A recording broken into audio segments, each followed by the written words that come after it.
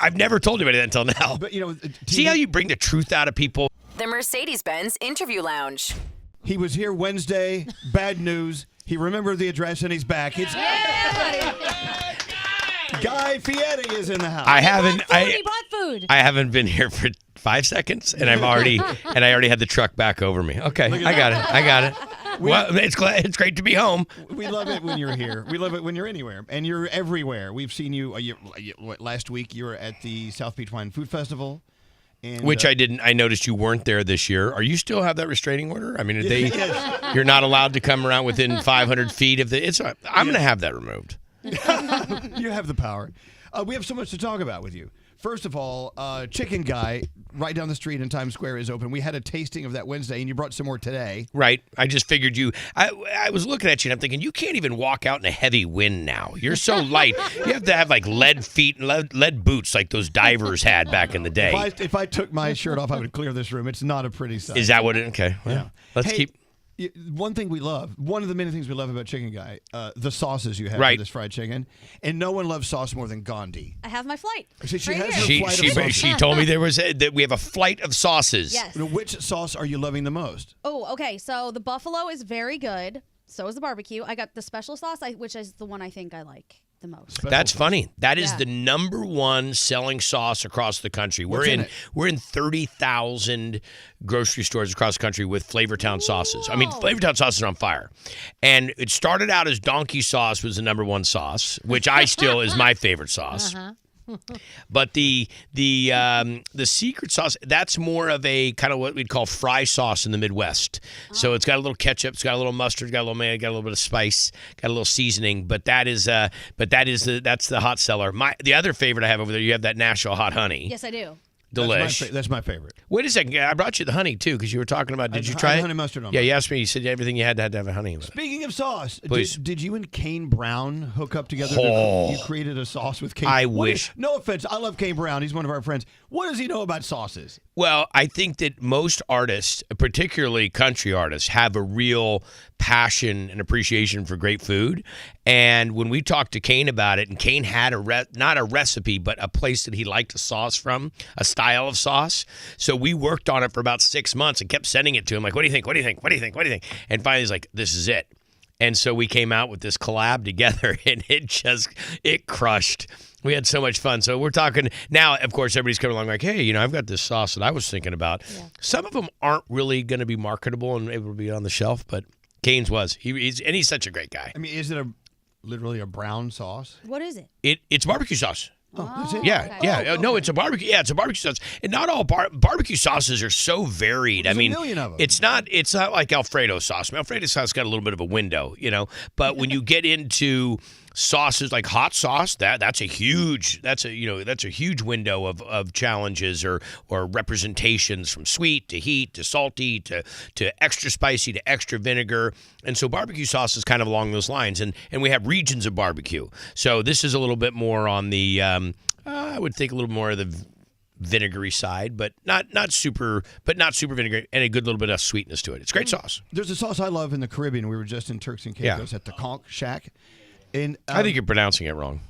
It is conch. Why? Don't you say conch? Just keep saying it. It's a Caribbean flavored. I think that's the new sauce you should be looking at. I think that you'll try the secret sauce.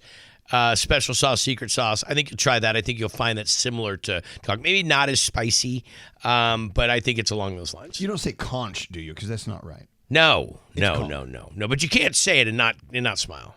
So I don't know about you, but if you've been watching Guy Fieri as long as we have, we've been watching your son Hunter grow up with you on the shows, and now he's a part of the show. I mean, he's a major part of your brand. Now he's getting married. Yes, he is. So do you have to cook for your own son's wedding? Believe it or not, I'm not going to cook for it. It is going to be at my ranch or our ranch or the kids' ranch. It's called Hunt Ride Ranch. That's where we used to film Guy's Ranch Kitchen. So it's interesting. He has so many aunts and uncles, so many of my friends that are great chefs that love him and have seen him grow up just as you have and said, oh, we want to help. So now How do you get 7 or 8 of your great friends that are all super chefs that all want to come in and weigh in on the wedding menu? You buy more burners is what you do. We're going to be buying more of something. I don't know what it is, but it's just a really quaint, so funny. Erica, my publicist, said, "Yeah, you made a quote the other day that it's just going to be kind of like a small wedding of 350." She goes, "A small wedding's 50 people. 350 is ridiculous." I said, "I think it's ridiculous too, but no, it's going to be that's what he wants. That's what they want." Look at everything that's happened to you since the first time we met 19 years ago. That's crazy. Guy Fieri was on our show. You were still interning from high school. And he wasn't even on camera then, but he was on the show. We helped, though, pick the winning Without dish. question. The show was... Oh, the next Food Network star. Yeah. They don't call it, so they don't have it anymore. Right. The show's not on the air anymore. I have been asking the network to bring it back because I really want to give somebody the opportunity like I had. The way I went through the season that I went through, there was a lot of tutelage. A lot of support and explaining things. Not as many competitions. Yes, it was all competition, but you got to learn things. So I got to learn from the best. Rachel Ray was, I think, one of my greatest teachers. Bobby was a great teacher. There was just so many different people. Alton Brown weighed in about how to make your show and make it you. So there were so many. It was a much different show, season 2, than I think it evolved to. But I've asked to bring it back and let me see if I can help develop the next, the next superstar. Remember that day? So cool. Chicken Parmesan. We had, I think it was 5 Yep. some contestants. Yep. And Guy was one of them. And we asked for chicken parm because that's the official dish of our show. Yeah. And so... You have an official dish of your show? Chicken It's always been parm. chicken Where parm. is the? Why is there not a chicken parm mascot? Somebody dancing around as a cutlet, They try to eat them. right? And then you chase them around and make a video game. Okay, yeah, Your sorry. chicken parm was by far the best. And we knew when you left our show that day that you were the next network star. Right. Well, I appreciate the support on that, and it has been quite a wild ride. A lot of things going on, but the network's been awesome to me, and the opportunities I have. I produce a bunch of shows now for my fellow chefs and friends, and Tournament of Champions being one of them. And the whole reason I built that was just to make sure that I gave back and recognized where I came from and how hard of it, what you got to have a great platform to start from, and that's what I tried to create. So when you're looking, if you get this show that you want to do, what are you looking for in the next star? I think they got to be able to do it all. I mean, you got to be able to walk and talk. No pressure. No, you got to be able to walk and talk. You got to really know food. I mean, food has to run in your blood. You have to be food-centric, food first. I've met a lot of people that are really good on TV, don't quite have all the chops in food, so they can't really engage to the depths. And then I've watched people that have really amazing food knowledge and background and experience, but they can't walk and talk. And there's just it's really that unique blend of the two, but I think that people can be taught. I can't teach you food. Food, you got to know. You got to come in with the food chops. But after that, learning how to do it. You guys were a great experience. Do you remember how, I was so nervous. You guys are nationwide, and I'm coming in. You're going to try my chicken parm. I'm like, I'm going to die. But you learn to get through it and not sit there and, step all over yourself when you're trying to talk.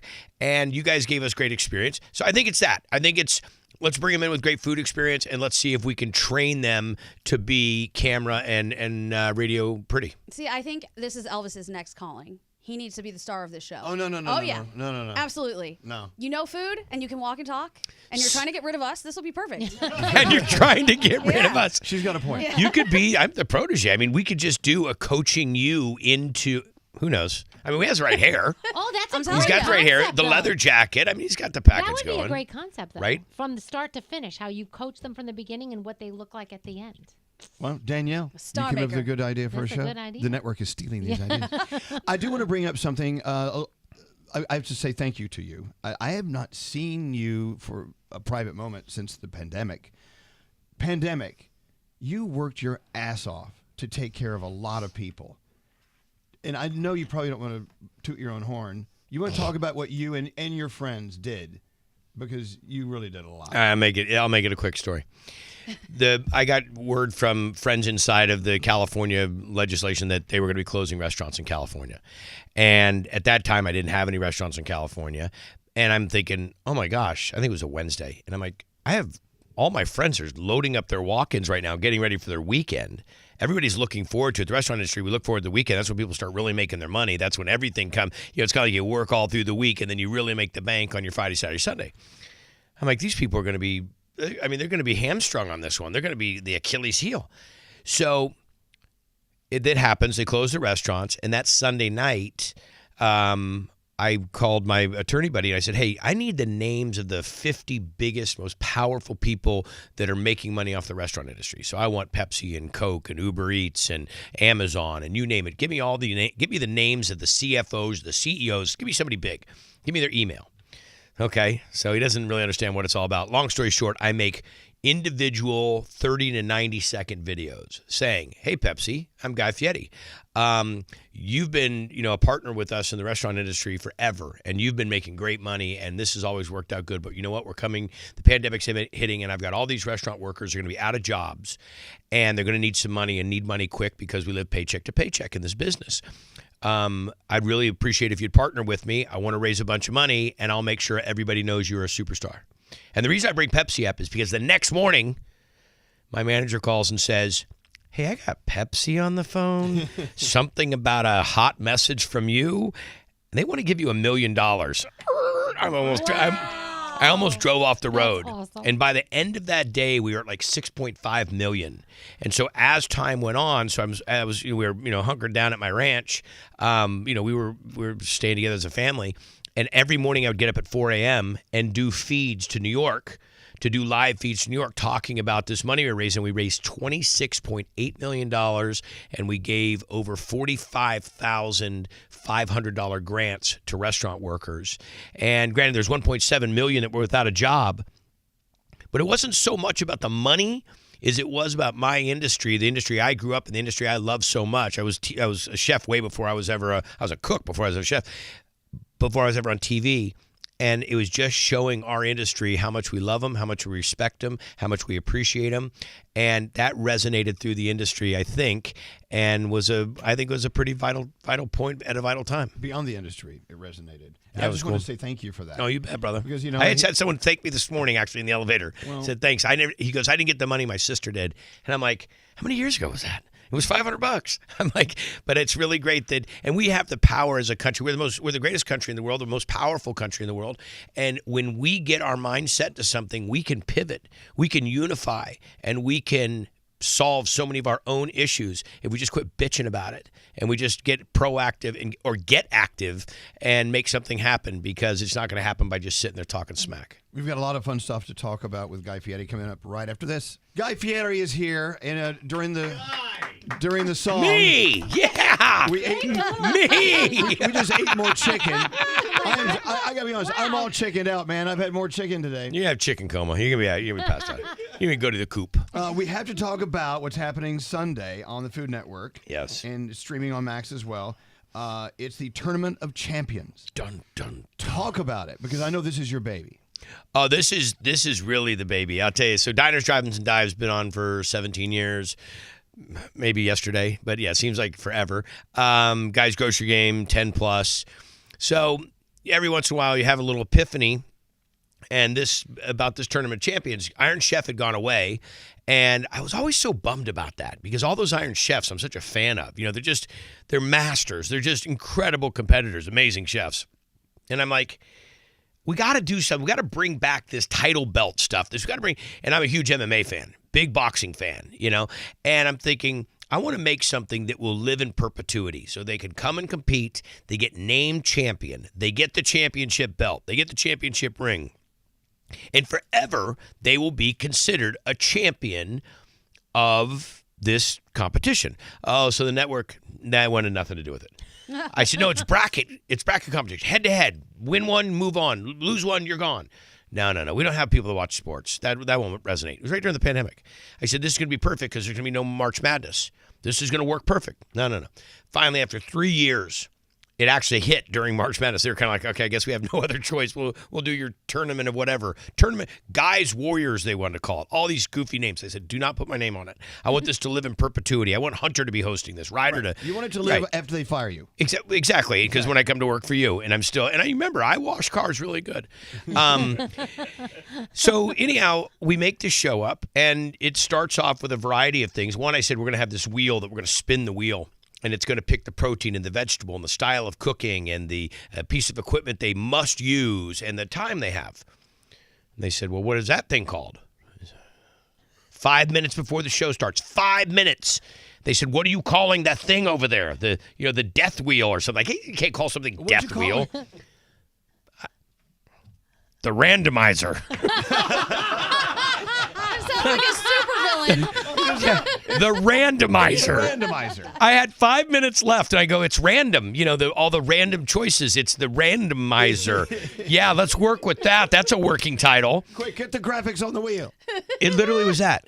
But I'll tell you the biggest argument was, so here's what I want. I want them to come out to opening music. I want them to come out with that title fight look. I want them to be the badass that they are. These chefs are the best of the best of the best. I mean, this is an unbelievable. I just had all of them come down, or a bunch of them come down to South Beach Wine and Food. And we did this Tournament of Champions event on Friday night. It was the best food I think I've ever seen at South Beach. But the thing is, we're bringing them in. So I give them their title song. They get to pick the music they want. They have a fight name or a chef name and their nickname. And they do 30-minute battles. And it is, I'm there just like everybody else. I'm on the edge of my seat the entire time. There's no bullshit in this. There's no faking the time. There's no, oops, somebody dropped something. We're going to give them another one. No games here. And the big thing was I had to have a live audience. And the network and I got into this live audience argument, and I said, I got to have live audience. They said, no, the audience, pre-taped will tell the outcome. And I said, they won't. We can, blah, blah, blah, blah. So the last thing came down to, it was just going to be too much to pay for the audience. I said, that's it? He said, yeah. I said, great, I'll pay for the audience. There you go. Wow. Wait, I had a question. How much is an audience? Yeah. I think it was $150,000. Wow. But it was 2 weeks of filming. But the reality of it is, I didn't have to. You wanted the energy of the audience. My agent Jason Hodis at WME. Jason, let me pick that up when I shameless dropped. But my agent said, you got them to admit that they need an audience. First thing, this is the best day of my life. First thing, we're walking out of the first competition. We just got done filming. The audience was electric. The place was on fire. A really well-known chef, Alex Guarnaschelli, had been sent home. We love her. And Alex is one of my dearest friends, like a sister. Anyhow, we're walking out, and the big president, Kathleen Finch, looks at me and she goes, oh, Guy, this show, this is going to be massive. I said, yeah, I agree. She goes, you know what I like about it the most? I said, no, Kathleen, what? She goes, the audience. It's really that. And I look back at all my VPs, and I'm like, yeah, no, really, the audience. The audience. What an idea. And it really is, because we know that we all perform at a higher level when you got all these eyes on you. And we've got a bunch of people. Now the audience, they come for free. Now they line up in the parking lot to get in. But it really, the energy level inside of the arena, next level. Okay, I have one request, because I know in Iron Chef they had this. I don't know if you've used this, because you're going into the 6th season. I haven't seen this piece of equipment. You're not using the ice cream machine, are you? For what? Okay, so on Iron Chef, they always had that soft serve ice cream machine, but they would make stupid shit like, they would make stupid stuff like tuna ice cream, things like that. It was just disgusting. I made Pepto-Bismol ice cream one time. Oh. I'm not surprised. Yeah, it was actually good.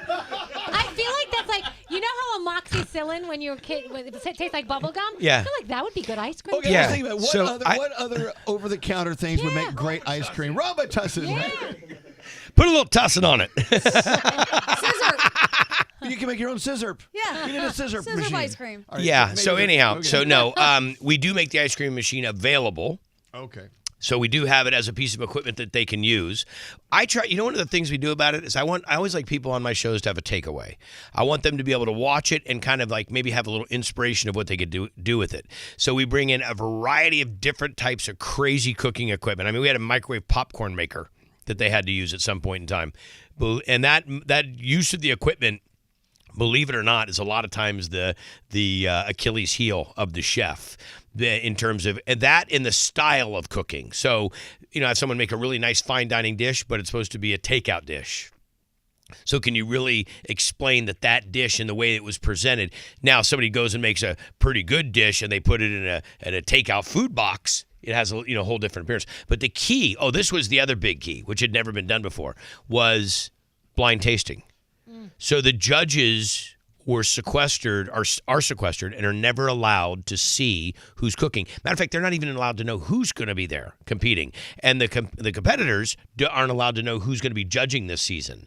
So when they look at the food, now the craziest thing for me is when I know the relationship between the chef that's competing and the chef that's judging, and the chef that's judging will look at it and go, yeah, I don't know that this is really a good idea. I don't know what this chef was thinking. And that chef just got done working for that chef, or some weird little scenario like that, or their biggest fan of that chef, It's crazy, and I bring in the star-studded cast of super judges to make it happen, and that's even another mind-blowing moment, because now you're going to watch all these incredible chefs competing, sitting in their green room, watching through closed-circuit TV, watching the judges judge them, and they're just crying on the floor, jumping on the couch. We love drama. Wow. Yes. Tears are always good.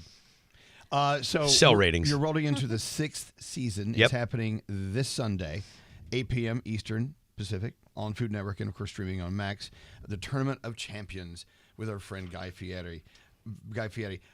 You know what? Congratulations on everything. Well, you got some list of notes on me I over do. there. I got way too many Is here my notes. police report too? You know what? One of my favorite conversations about diners, drive-ins, and dives is how the show is put together.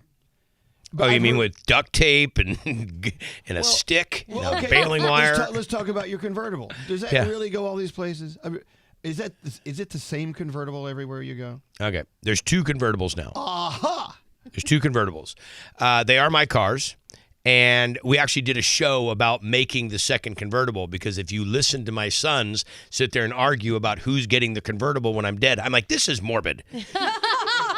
Hunter's like, hey, I was in the car before you were. Ryder's like, yeah, I'm a better driver. So anyhow, no, the reason is I really built 2 is because I love that car. I love 68 Camaros. I'm a bow tie guy. And my car is always on the road. We have one guy, a great guy named Todd, that all he does is drive a truck and a trailer around the country with that car in it. Thank God for Wow. Todd. Todd's a hero. But I will tell you, so back in the day, when we first started the show, we had a 67 Camaro. Not in the greatest shape. And the reason I built the 68 is because I needed to make sure that when I started the car in front of a couple hundred fans standing in front of the restaurant, it didn't just sit there and go, I'm like, this is embarrassing. We did have one time where the top got broken going down. I'm a backyard mechanic, not the greatest mechanic, and we were in Boulder City, Nevada, and I had to get a cheap pair of tools, box end wrenches, and take the top off of the car. If you ever watch the coffee cup in Boulder City, Nevada, if you ever watch that episode and you see the car, look at the car cover in the back. This is like some inside knowledge. I never told anybody this. Look at the cover, because I had to take the entire top off the car, and then we stuffed produce boxes in the back and filled it with towels to make the bimini, whatever the top, fit the back of it. And no one would ever know. I've never told anybody that until now. But see how you bring the truth out of people? Is there is there something in the air? TV's been doing these little tricks for years. There's all sorts of stuff going on. No, radio never does any of that. Never. No, Never. Look, we love you, Guy. We've loved you for 19 years, and we're going to love you for at least another 2 or 3. You see, you just don't hear the freight train coming. You're standing there waving at the crowd, and then the thing just takes you out. That's really awesome. So do us a favor, not Guy, do us a favor. Yes. Make sure you support the 6th season, of course, of Tournament of Champions, which is this Sunday night at 8 o'clock. And make sure you check out Chicken Guy, no matter where you are. The one in Times Square is not the only one. No, we got Chicken Guy all over the country How now. about Paramus, New Jersey? When's that coming? Yeah, next week. When will this show air? In 2 years? It'll be out in 2 years. Now we started our first one in Disney Springs. We're in Texas now. We're in California. The key, I'll tell you what the real key to this Chicken Guy is great chicken. And then we make the chicken by hand. but being the boss of the sauce and this Flavortown sauces, that was my biggest thing. As I'm just like you, I am a sauce junkie. Yes. I want sauces on everything, and even simple foods can be elevated to the next level. So the Flavortown sauces that was really what kind of helped work as the catalyst. So, And by the way, during this interview, you keep hearing this noise. Yes. That's not annoying at all, is That's it? his jewelry. He's bejeweled. Giant diamonds. Yeah. Absolutely. Well, Yeah. look, we love you, Guy. Well, and Congratulations I on really everything. appreciate being invited. I know this is my 10th visit, and the fact that on my 9th visit you said it's the Golden Mike Award. So you're going to take that golden mic that you have that I don't, and I leave with that today. And I just want to say you're a man of your word. I appreciate you so much. has his name on It's it. the brotherhood that comes together. Do you want mine? No. That's copper. That's golden. Don't try to sell me the difference. We'll find you a golden mic with your name on it. He knows. So everything Guy Fieri, we love you, Guy. Thank you, guys. The Mercedes-Benz Interview Lounge.